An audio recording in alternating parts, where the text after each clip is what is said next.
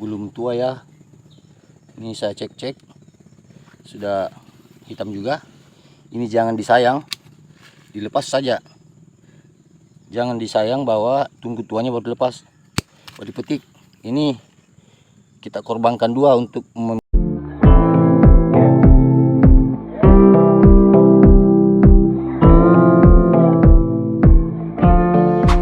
Sebelum menonton videonya, jangan lupa like, comment, and subscribe ya. Selamat pagi teman-teman. Ini adalah hari ketiga pasca banjir di perkebunan kakao milik saya. Nah, pada pagi hari ini adalah penyemprotan yang kedua kalinya pasca banjir. Pertama saya melakukan penyemprotan pas selesai banjir. Besok paginya saya melakukan penyemprotan dengan menggunakan fungisida. Nah, teman-teman bisa lihat di sini ya, tingginya air.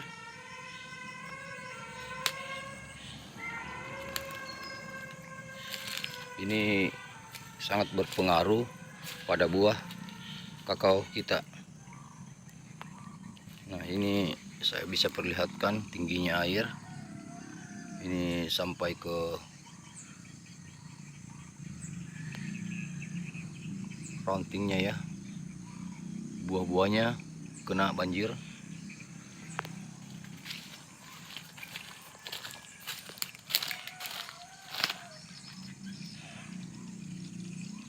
Wah, banjir yang kemarin ini cukup parah ya teman-teman, sangat parah. Ini bekas banjirnya sampai pantat orang dewasa tingginya. Nah, wah, ini jadi ketika terjadi hal demikian maka silakan melakukan penyemprotan. Kalau bisa ya itu keseringan 2 kali seminggu atau 3 kali seminggu dengan fungisida saja, karena untuk mengantisipasi penyebaran jamur. Di sini sudah terlihat ini teman-teman, sudah ada yang hitam saya lihat. Ini faktor banjir ya, sudah ada ciri-ciri. Ini sudah hitam, berarti jamur agaknya sudah menyebar ini. Nah, sangat disayangkan apabila kita tidak melakukan penyemprotan yang sangat efektif, karena di sini kakao saya ini masih banyak juga buah kecilnya. Nah, ini teman-teman, ini ada lagi hitam. Wah, parah sekali. Memang banjirnya di sini tinggi sekali teman-teman.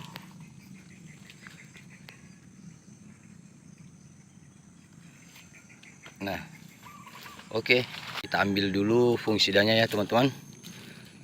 Seperti biasa, saya masih mengandalkan Nordox,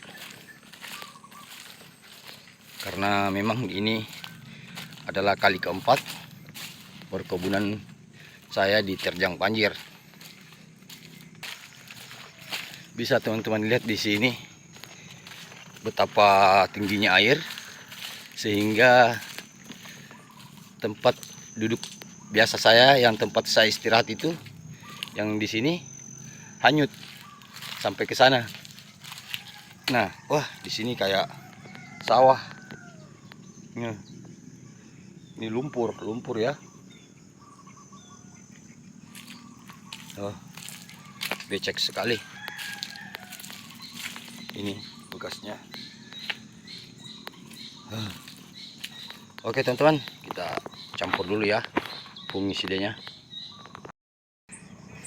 Di sini saya sudah menyiapkan seperti biasa semprot elektriknya, dan yang kedua saya sudah menyiapkan fungisidanya.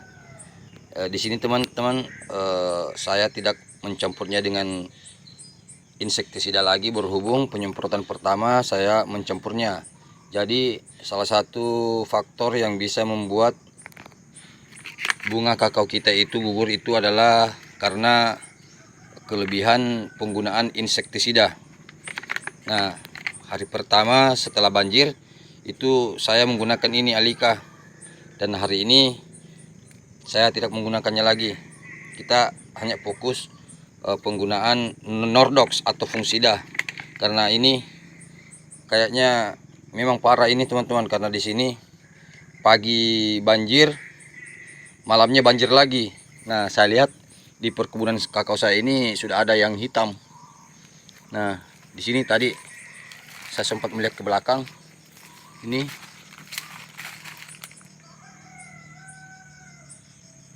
ada lagi yang hitam.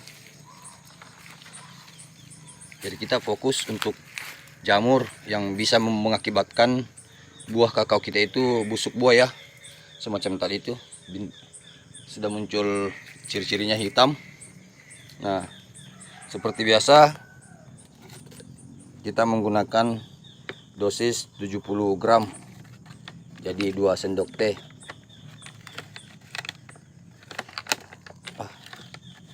Ini teman-teman, ini seberat 35 gram.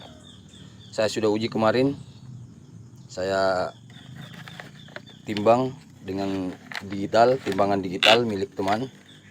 Saya menguji beratnya berapa. Ini kurang ya, kurang, saya tambahkan sedikit. Jadi 2 sendok teh ya teman-teman, atau seberat 70 gram. Ini per sendoknya ini 35 gram. Jadi total keseluruhan 70 gram. Nah, memang di lokasi saya ini Kabupaten Luwu, Sulawesi Selatan, ini 1 minggu hujan deras dan disertai dengan banjir. Paginya banjir, malamnya banjir. Sampai-sampai di kebun saya ini airnya setinggi pantat. Yang bagian sana tadi itu setinggi pantat, dan di sini lokasi saya berdiri ini setinggi betis orang dewasa.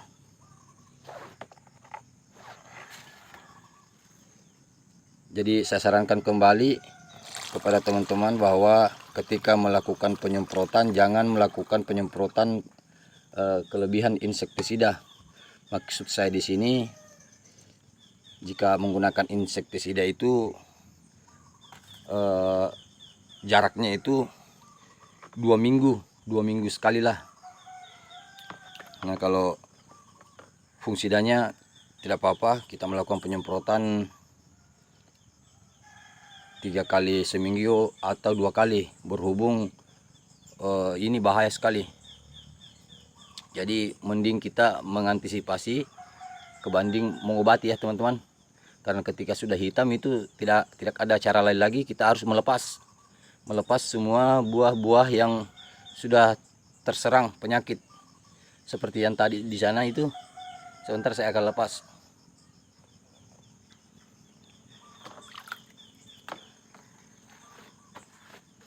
Ini sebelumnya kita lepas dulu, baru kita melakukan penyemprotan. Ini kita sebentar kita kubur atau kita buang jauh-jauh. Ini kayaknya perkebunan kita ini sudah terserang. Ini juga sudah terserang.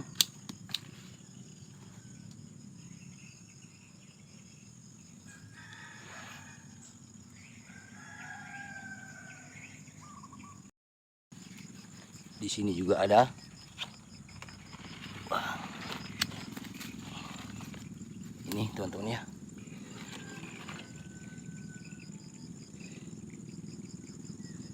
Jadi saya ingatkan kembali kepada teman-teman bahwa ketika ingin melakukan penyemprotan dengan fungisida, maka terlebih dahulu melepas ya. Kita lepas dulu yang sudah terserang, baru melakukan penyemprotan. Ini juga sudah terserang. Wah.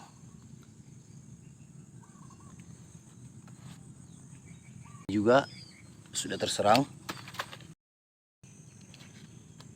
Bayangin teman-teman ya, ini banjirnya sampai segini tingginya, dan ini sudah terserang juga. Saya ingatkan jangan diputar, biasa ada yang putar, itu salah ya, kita lepas pakai gunting, karena itu di sini akan keluar bunga lagi kalau diputar. Di situ sudah rusak. Bisa dilihat di sini ya teman-teman, ini adalah sudah terserang busuk buah. Ketika sudah menemukan begini, waspada ya teman-teman, harus rutinitas melakukan penyemprotan, tidak ada jalan lain. Nah, dilepas dulu baru kita melakukan penyemprotan. Ini kita buang jauh-jauh atau kita timbun sekalian. Oke, saya sudah mau ambil semprot, akan tetapi saya menemukan ini lagi. Ini belum tua ya. Ini saya cek-cek, sudah hitam juga. Ini jangan disayang, dilepas saja. Jangan disayang bahwa tunggu tuanya baru dilepas, baru dipetik. Ini kita korbankan dua untuk menyelamatkan buah yang lain seperti ini ya.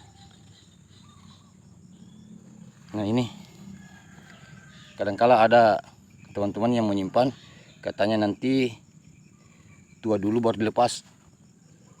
Jangan,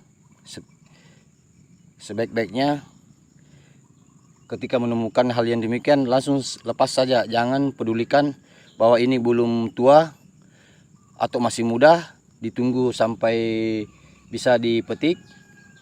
Itu akan bisa berakibat kepada buah-buah yang lain. Jadi penyebaran semacam ini, penyakit ini, busuk buah ini sangat cepat ya teman-teman, apalagi curah hujan yang cukup tinggi. Jadi saya sarankan teman-teman jangan berpikir panjang, langsung saja dilepas dari tangkainya atau pohonnya.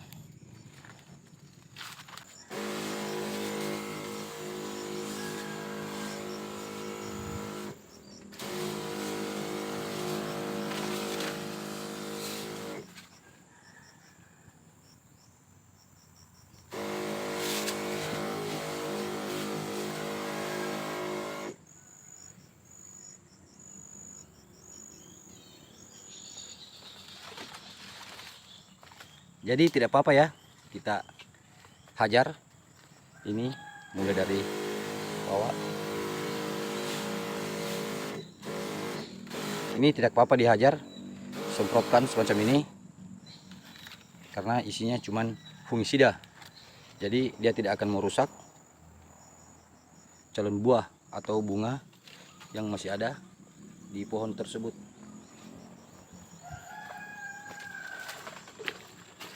Di sini sudah menunjukkan pukul 7 lebih. Tadi jam 7 saya ke sini. Pagi-pagi sekali ya.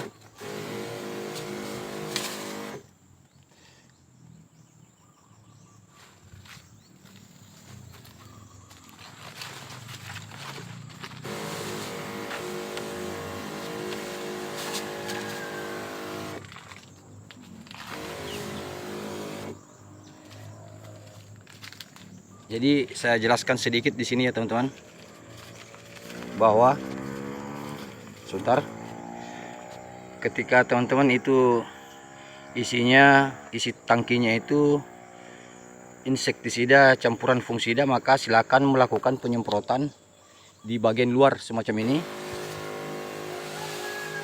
Nah, itu ketika ada insektisidanya. Akan tetapi ketika itu hanya fungisida, maka silakan melakukan penyemprotan semacam ini.